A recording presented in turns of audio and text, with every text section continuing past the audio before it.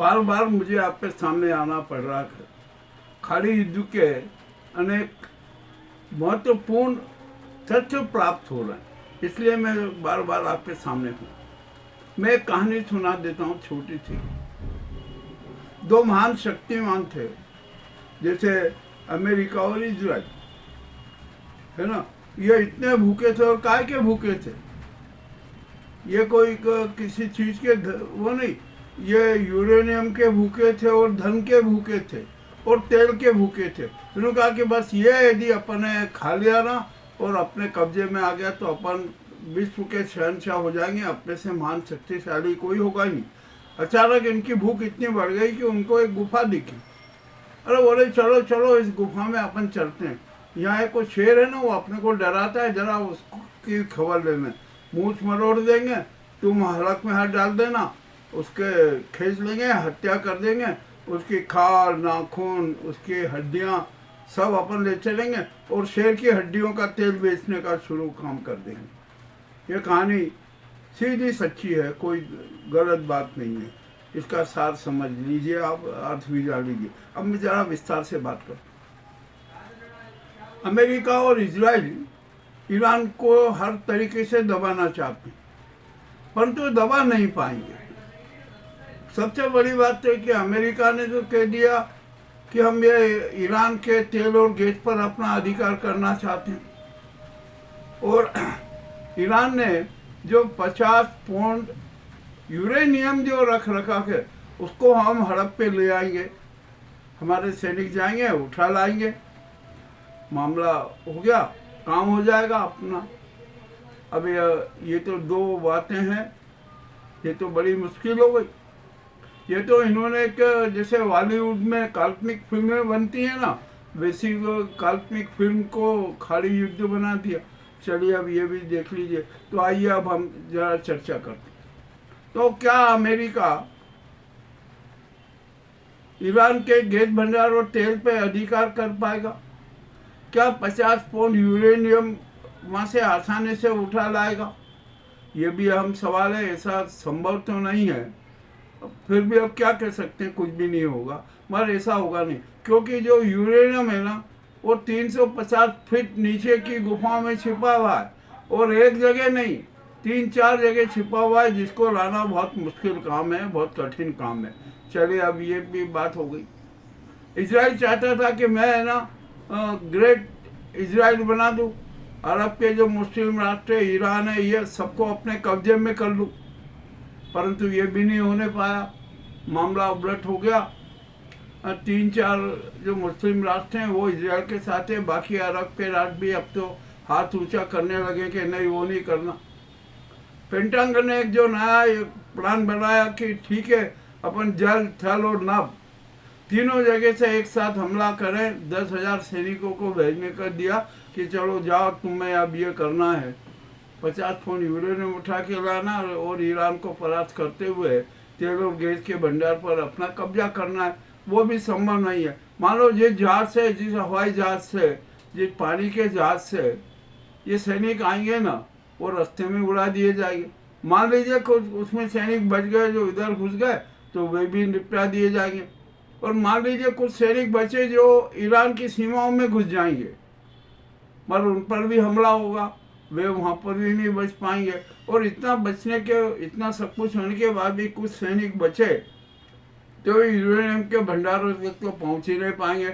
मान लीजिए कभी एक आध भंडार घर पर पहुँच गए ना और यूरेनियम उठा लिया तो छलनी हो जाएंगे, यानी ये जो सपना है ना ये पूरा ध्वस्त हो जाएगा।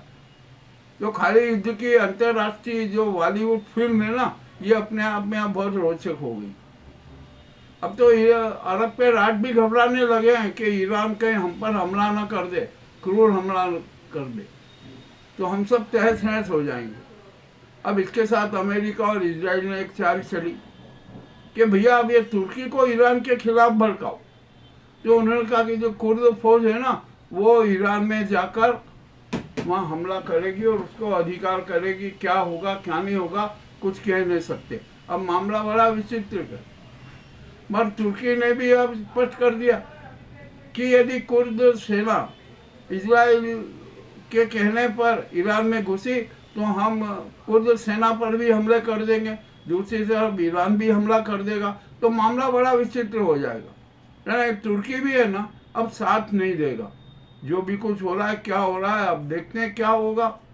और भी मामला बड़ा रोचक होता जा रहा है। पाकिस्तान की भी खटिया खड़ी हो रही है। अब ट्रम्प और कैसे इस युद्ध से बाहर निकलेंगे, ये भी बड़ा कठिन हो गया। पेंटागन की सारी योजनाएं भी फेल होती जा रही है, वो भी बेचैन हो गए हैं। और इजराइल जो है वो अपने कुछ ताकत पे दम पे लड़ रहा है, किंतु अमेरिका ने भी ये निर्णय कर लिया कि इजराइल का साथ छोड़ देने में नहीं भलाई है। साफ कह देंगे कि भैया अब हम तुम्हारे साथ नहीं है, तुम जानो, तुम्हें जितनी ताकत है लड़ो। मगर ईरान ने तो इजराइल को धुआं कर दिया है, तबाह कर दिया कि अब मामला बड़ा विचित्र। और अब तो सबसे बड़ी मजेदार बात यह है कि इजराइल की जनता भी नौ के खिलाफ हो गई। वो भी नहीं चाहते कि युद्ध हो, हमले हो, किसी प्रकार का कुछ हो। अभी आप पर ट्रम्प भी बेचैन है, और वो किस लिए बेचैन है पता है आपको? कि ईरान अब है ना अमेरिका पर 9/11 जैसे हमले करेगा, और एक शहर पे नहीं, अनेक शहरों पे 9/11 जैसे हमले होंगे, तो अमेरिका की क्या स्थिति होगी? ये इस बात से भी अमेरिका चिंता में, और अमेरिका की 1 करोड़ जनता सड़कों पर है कि अरे ट्रम्प ने देश को तबाह कर दिया, तुमने देश की हालत खराब कर दी, आर्थिक स्थिति खराब कर दी, अमेरिका की प्रतिष्ठा को समाप्त कर दी, तुम्हें पद पर बने रहने का अधिकार नहीं है, ये पद तुम तुरंत त्याग दो। महाभियोग लगेगा, त्याग पत्र तो देना ही है। पर अब क्या होगा? क्या ट्रम्प के त्याग पत्र देने से अमेरिका की साख वापस आ जाएगी? क्या उसके शस्त्रों की साख वापस आ जाएगी? ये कुछ भी नहीं होगा। अब तो फंस गया अमेरिका, उसका महाशक्ति का जो पंगा था ना, वो सब खत्म हो गया। और एक खाली युद्ध है ना, और एक खाली युद्ध की बॉलीवुड फिल्म ये 1 महीने तक चलती रहेगी। ये ट्रेलर भी दिखा रहे हैं, ये भी दिखा रहे हैं, बीच में कई एपिसोड भी दिखा रहे हैं, उससे कुछ भी अंतर नहीं पड़ता है। मामला तो बहुत ही गंभीर हो गया है, बड़ा घातक हो गया। अब देखते हैं क्या होता है, क्या नहीं होता। हाँ, मगर ईरान एक शेर है, इसमें कोई शंका नहीं। और उसने 40 साल के सतत अथक प्रयासों से और अपने देश की जनता को 95% शिक्षित बनाने में और तकनीकी महारथी हासिल करवाने में व्यय की है, वो खाली नहीं जा रही है। इसी कारण आज ईरान महाशक्तियों के ऊपर भी शेर बना हुआ था। मामला अब बड़ा गंभीर हो गया। अब इससे बचना मुश्किल है अमेरिका को। और हमारे भारत की स्थिति भी बड़ी खराब है। ये मोदी जी है ना, ईरान के तलवे चाटने लगे थे रेत नाव के, उसको अपना बड़ा दोस्त बना सके। अरे ये तो ईरान को मिटा देंगे तो अपन भी इजराइल के पार्टनर हो जाएंगे, ये हो जाएंगे, वो सब धराशायी हो गया। अब तो ईरान भी भारत के इस नाजी सरकार के खिलाफ है, इसकी कूटनीति के खिलाफ है। मगर ईरान की एक बहुत अच्छी बात है, उसने कहा कि हम भारतीय जनता के प्रति स्नेह रखते हैं, उनसे हमारे गहरे संबंध है, तो हम भारत के जनता के हित में कुछ अनिवार्य निर्णय ले लेंगे, किंतु इस मोदी सरकार के पक्ष में एक भी बात नहीं होगी। ये भी एक विचित्र बात हो गई। तो जो एक कड़वा सत्य था ना खाली युद्ध का, वो हमने आपके सामने रखा।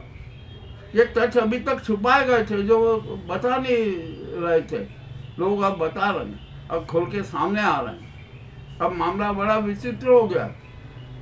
और रूस ने तो अपना उल्लू सीधा कर ही लिया, चीन ने भी अपना उल्लू सीधा कर लिया, उत्तर कोरिया ने भी अपने सारे आर्थिक और जो भी साध्य को प्राप्त करना था वो उसने कर लिया। ईरान की जीत, महाजीत, बेजीत नहीं महाजीत को करार देते हुए ईरान के जनता को हार्दिक बधाई देता हूँ कि उसने कट्टर राष्ट्रवाद का एक नया सिंबल खड़ा कर दिया, नई परिभाषा खड़ी कर दी, जो कि अब तो विश्व के हर मुल्क के हर राष्ट्र को ऐसी ही कट्टर राष्ट्रवादिता की ज़रूरत है। ये ईरान ने सबक सिखा दिया। ईरान के कोई हमारे संबंध नए थोड़ी हैं अभी के। ईरान हजारों साल के पुराने संबंध है ईरान और भारत के।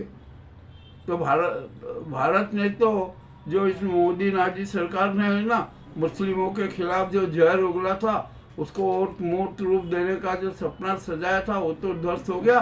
मगर ईरान आज भी भारत की जनता के साथ है। और जो ये खाली युद्ध है ना, ये धर्म युद्ध है, करबला का युद्ध है। इसमें आपको जो भी है ना ईरान के साथ रहेगा वो हुसैनी सेना का सैनिक माना जाएगा। उसमें भारत के लोग भी हैं। जैसे करबला में हुसैनी ब्राह्मणों ने इमाम हुसैन का साथ दिया था, वैसे भारत की जनता भी ईरान के साथ खड़ी है। ये नाजी सरकार ने खड़ी है तो इसका कोई मतलब नहीं। और जैसे ये नाजी सरकार का पतन हुआ, ईरान की तरफ से भारत को ऐसी छूट मिलेगी कि जिसकी कोई परिकल्पना नहीं कर सकता। गैस इतनी सस्ती मिलेगी कि हमारे यहाँ लोग भूल